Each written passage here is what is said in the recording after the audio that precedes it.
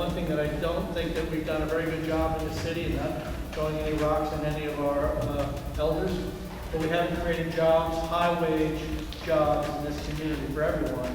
And now that I have a chance at the wheel and the throttle and the brakes and the gas, I'm going to do everything I can to turn that around. That's hard.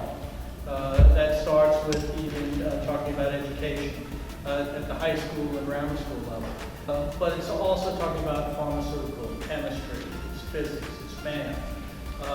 The most important ingredient of all of these is linking them together and trying to focus on better health outcomes for people. And we actually have a great opportunity in this city to leapfrog some of the other clusters around the country.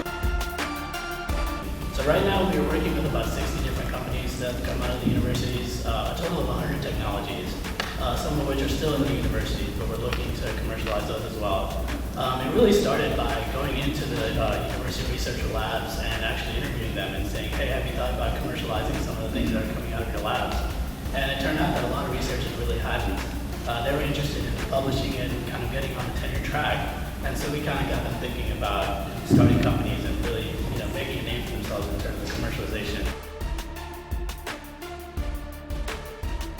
The Business Alliance is the city's economic development arm, and it really emerged out of actually when prior to Katrina, there had been conversations about it, but a group that Jim was a part of, the Horizon Initiative, really pushed for taking this public function of economic development and putting it in a private group. We really divide the economic development functions into two main categories. One is jobs and investment, the other side is economic competitiveness. So from a jobs and investment, what are the things that we can do to attract new companies to the market, retain and grow the businesses that we have? About 80% of the economy's growth comes from companies that are already there. And then also grow the retail base for the city so that we can increase the sales, tax dollars in the city's coffers. I'd like to take this opportunity to welcome everyone again to our second forum during Business Week. This is a special time for us within the division because we use this as really a way to fulfill our mission to educate not only the Xavier community but the broader community to issues that are relevant to the business community, that's relevant within our city, which is relevant to our students, and other factors.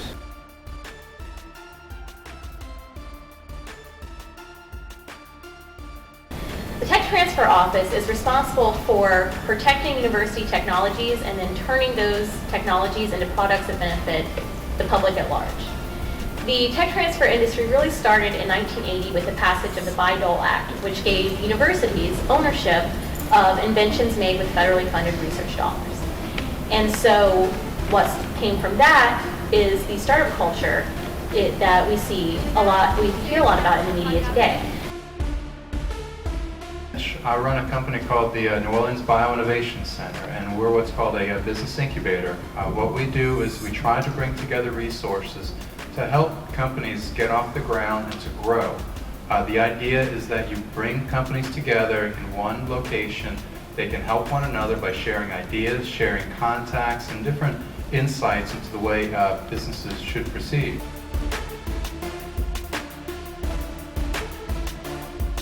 So it's often a matter of weighing and balancing competing considerations, right? And how do you do that? Well, I suggested that at the end of the day, you want to have a coherent outlook. You want to arrive at a conclusion that fits with other things you believe, right? You don't want to be a hypocrite or contradict yourself or be inconsistent, right? That's no good.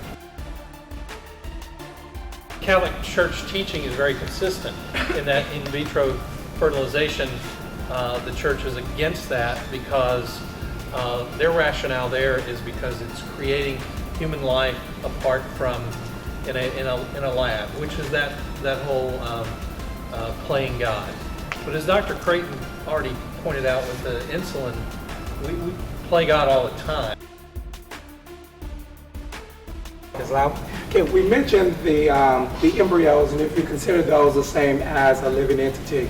Okay, we know if a mother took her 3-month-old infant and she just leaves it on the doorstep, or she leaves it in an apartment she goes off shopping, she goes off for a week or whatever, she could be arrested for abandonment, right? Okay? Is that the same when you leave 12 embryos in the freezer? If both lives are the same?